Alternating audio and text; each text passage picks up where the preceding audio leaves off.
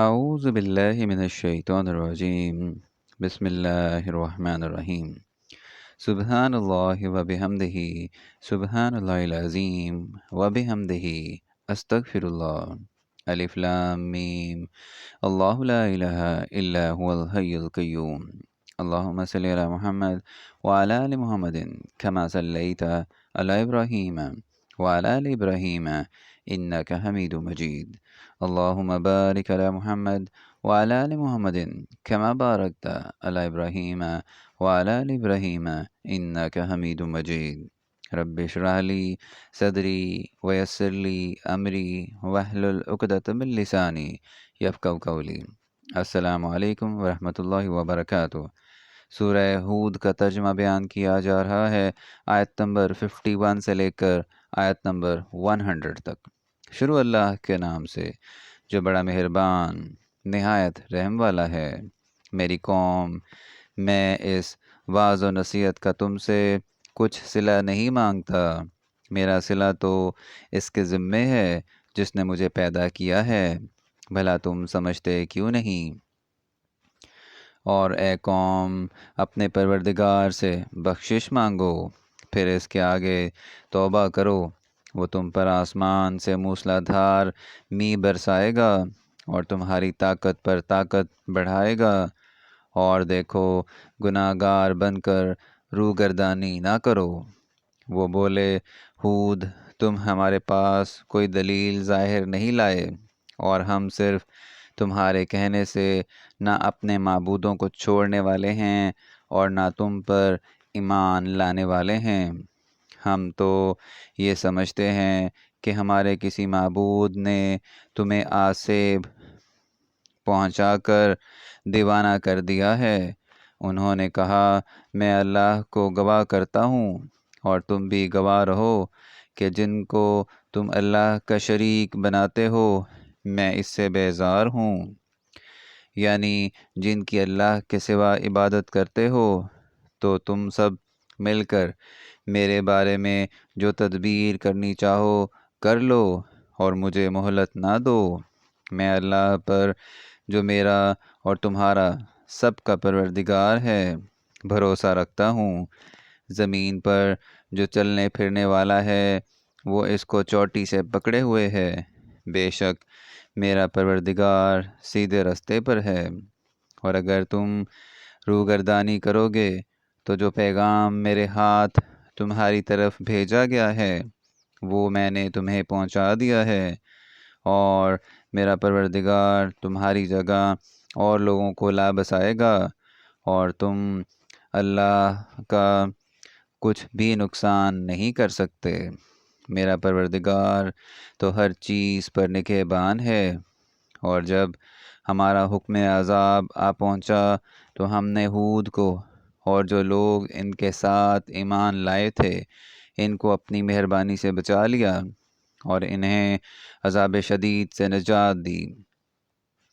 یہ وہی عاد ہیں جنہوں نے اللہ کی نشانیوں سے انکار کیا اور اس کے پیغمبروں کی نافرمانی کی، اور ہر سرکش و متکبر کا کہا مانا، تو اس دنیا میں لعنت ان کے پیچھے لگی رہی اور قیامت کے دن بھی لگی رہے گی۔ دیکھو عاد نے اپنے پروردگار سے کفر کیا، اور سن رکھو ہود کی قوم عاد پر پھٹکار ہے۔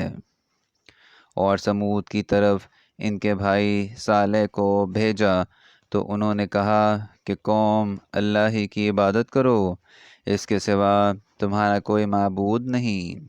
اسی نے تم کو زمین سے پیدا کیا اور اس میں آباد کیا، تو اس سے مغفرت مانگو اور اس کے آگے توبہ کرو، بے شک میرا پروردگار نزدیک بھی ہے اور دعا کا قبول کرنے والا بھی ہے۔ انہوں نے کہا کہ صالح، اس سے پہلے ہم تم سے کئی طرح کی امیدیں رکھتے تھے، اب وہ منقطع ہو گئیں۔ کیا تم ہم کو ان چیزوں سے منع کرتے ہو جن کو ہمارے بزرگ پوجتے آئے ہیں، اور جس بات کی طرف تم ہمیں بلاتے ہو اس میں ہمیں کوئی شبہ ہے؟ صالح نے کہا، قوم، بھلا دیکھو تو اگر میں اپنے پروردگار کی طرف سے کھلی دلیل پر ہوں اور اس نے مجھے اپنے ہاں سے نبوت کی نعمت بخشی ہو، تو اگر میں اللہ کی نافرمانی کروں تو اس کے سامنے میری کون مدد کرے گا؟ تم تو کفر کی باتوں سے میرا نقصان کرتے ہو۔ اور یہ بھی کہا کہ اے قوم، یہ اللہ کی اونٹنی تمہارے لیے ایک نشانی یعنی معجزہ ہے، تو اس کو چھوڑ دو کہ اللہ کی زمین میں جہاں چاہے چرے، اور اس کو کسی طرح کی تکلیف نہ دینا، ورنہ تمہیں جلد عذاب آ پکڑے گا۔ مگر انہوں نے اس کی کونچیں کاٹ ڈالیں۔ تو صالح نے کہا کہ اپنے گھروں میں 3 دن اور فائدے اٹھا لو، یہ وعدہ ہے کہ جھوٹا نہ ہوگا۔ جب ہمارا حکم آ گیا تو ہم نے صالح کو اور جو لوگ ان کے ساتھ ایمان لائے تھے ان کو اپنی مہربانی سے بچا لیا اور اس دن کی رسوائی سے محفوظ رکھا۔ بے شک تمہارا پروردگار طاقتور اور زبردست ہے۔ اور جن لوگوں نے ظلم کیا تھا ان کو چنگھاڑ کی صورت میں عذاب نے آ پکڑا تو وہ اپنے گھروں میں اوندھے پڑے رہ گئے، گویا کبھی ان میں بسے ہی نہ تھے۔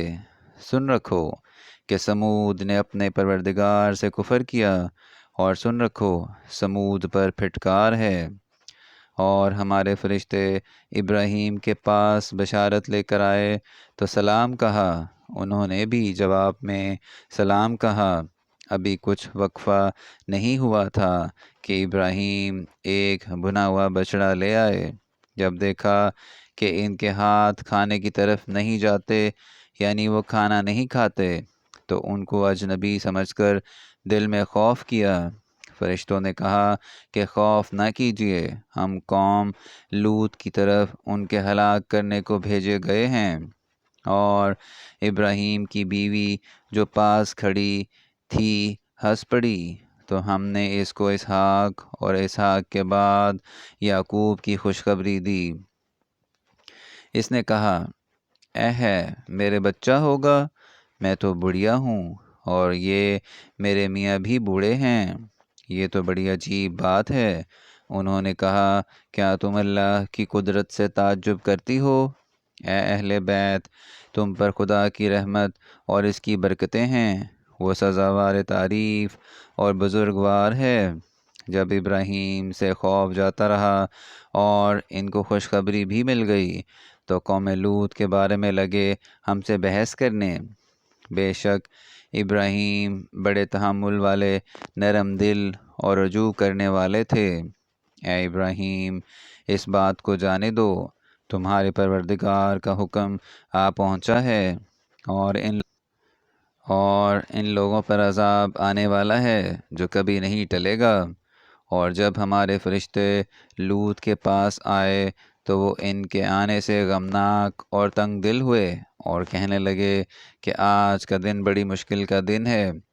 اور لوط کی قوم کے لوگ ان کے پاس بے تحاشا دوڑتے ہوئے آئے، اور یہ لوگ پہلے ہی سے فعل شنیع کیا کرتے تھے۔ لوط نے کہا کہ اے قوم، یہ جو میری قوم کی لڑکیاں ہیں یہ تمہارے لیے جائز اور پاک ہیں، تو اللہ سے ڈرو اور میرے مہمانوں کے بارے میں میری آبرو نہ کھو۔ کیا تم میں کوئی بھی شائستہ آدمی نہیں؟ وہ بولے، تم کو معلوم ہے کہ تمہاری قوم کی بیٹیوں کی ہمیں کچھ حاجت نہیں، اور جو ہماری غرض ہے اسے تم خوب جانتے ہو۔ لوط نے کہا، اے کاش مجھ میں تمہارے مقابلے کی طاقت ہوتی یا کسی مضبوط قلعے میں پناہ پکڑ سکتا۔ فرشتوں نے کہا کہ لوط، ہم تمہارے پروردگار کے فرشتے ہیں، یہ لوگ ہرگز تم تک نہیں پہنچ سکیں گے، تو کچھ رات رہے سے اپنے گھر والوں کو لے کر چل دو، اور تم میں سے کوئی شخص پیچھے پھر کر نہ دیکھے، مگر تمہاری بیوی کہ جو آفت ان پر پڑنے والی ہے وہی اس پر پڑے گی۔ ان کے عذاب کے وعدے کا وقت صبح ہے، اور کیا صبح کچھ دور ہے؟ تو جب ہمارا حکم آیا ہم نے اس بستی کو الٹ کر نیچے اوپر کر دیا اور ان پر پتھر کی تہ بتہ یعنی پے در پے کنکریاں برسائیں، جن پر تمہارے پروردگار کے ہاں سے نشان کیے ہوئے تھے، اور وہ بستی ان ظالموں سے کچھ دور نہیں۔ اور مدین کی طرف ان کے بھائی شعیب کو بھیجا تو انہوں نے کہا کہ اے قوم، اللہ ہی کی عبادت کرو کہ اس کے سوا تمہارا کوئی معبود نہیں، اور ماپ اور تول میں کمی نہ کیا کرو۔ میں تو تم کو آسودہ حال دیکھتا ہوں، اور اگر تم ایمان نہ لاؤ گے تو مجھے تمہارے بارے میں ایک ایسے دن کے عذاب کا خوف ہے جو تم کو گھیر کر رہے گا۔ اور قوم، ماپ اور تول انصاف کے ساتھ پوری کیا کرو، اور لوگوں کو ان کی چیزیں کم نہ دیا کرو، اور زمین میں خرابی کرتے نہ پھرو۔ اگر تم کو میرے کہنے کا یقین ہو تو اللہ کا دیا ہوا نفع ہی تمہارے لیے بہتر ہے، اور میں تمہارا نگہبان نہیں ہوں۔ انہوں نے کہا، شعیب، کیا تمہاری نماز تمہیں یہ سکھاتی ہے کہ جن کو ہمارے باپ دادا پوچھتے آئے ہیں ہم ان کو ترک کر دیں یا اپنے مال میں تصرف کرنا چاہیں تو نہ کریں؟ تم تو بڑے نرم دل اور راست باز ہو۔ انہوں نے کہا کہ اے قوم، دیکھو تو اگر میں اپنے پروردگار کی طرف سے دلیل روشن پر ہوں اور اس نے اپنے ہاں سے مجھے نیک روزی دی ہو تو کیا میں ان کے خلاف کروں گا؟ اور میں نہیں چاہتا کہ جس امر سے میں تمہیں منع کروں خود اس کو کرنے لگوں۔ میں تو جہاں تک مجھ سے ہو سکے تمہارے معاملات کی اصلاح چاہتا ہوں، اور اس بارے میں مجھے توفیق کا ملنا اللہ ہی کے فضل سے ہے۔ میں اسی پر بھروسہ رکھتا ہوں اور اسی کی طرف رجوع کرتا ہوں۔ اور اے قوم، میری مخالفت تم سے کوئی ایسا کام نہ کرا دے کہ جیسی مصیبت نوح کی قوم یا ہود کی قوم یا صالح کی قوم پر واقع ہوئی تھی، ویسی ہی مصیبت تم پر واقع ہو۔ اور لوط کی قوم کا زمانہ تو تم سے کچھ دور نہیں۔ اور اپنے پروردگار سے بخشش مانگو اور اس کے آگے توبہ کرو، بے شک میرا پروردگار رحم والا اور محبت والا ہے۔ انہوں نے کہا، شعیب، تمہاری بہت سی باتیں ہماری سمجھ میں نہیں آتیں، اور ہم دیکھتے ہیں کہ تم ہم میں کمزور بھی ہو، اور اگر تمہارے بھائی نہ ہوتے تو ہم تم کو سنگسار کر دیتے، اور تم ہم پر کسی طرح بھی غالب نہیں ہو۔ انہوں نے کہا کہ قوم، کیا میرے بھائی بندوں کا دباؤ تم پر اللہ سے زیادہ ہے، اور اس کو تم نے پیٹھ پیچھے ڈال رکھا ہے؟ میرا پروردگار تو تمہارے سب اعمال پر احاطہ کیے ہوئے ہے۔ اور برادران ملت، تم اپنی جگہ کام کیے جاؤ، میں اپنی جگہ کام کیے جاتا ہوں۔ تم کو عنقریب معلوم ہو جائے گا کہ رسوا کرنے والا عذاب کس پر آتا ہے اور جھوٹا کون ہے۔ اور تم بھی انتظار کرو، میں بھی تمہارے ساتھ انتظار کرتا ہوں۔ اور جب ہمارا حکم آ پہنچا تو ہم نے شعیب کو اور جو لوگ ان کے ساتھ ایمان لائے تھے ان کو تو اپنی رحمت سے بچا لیا، اور جو ظالم تھے ان کو چنگھاڑ نے آ دبوچا تو وہ اپنے گھروں میں اوندے پڑے رہ گئے، گویا ان میں کبھی بسے ہی نہ تھے۔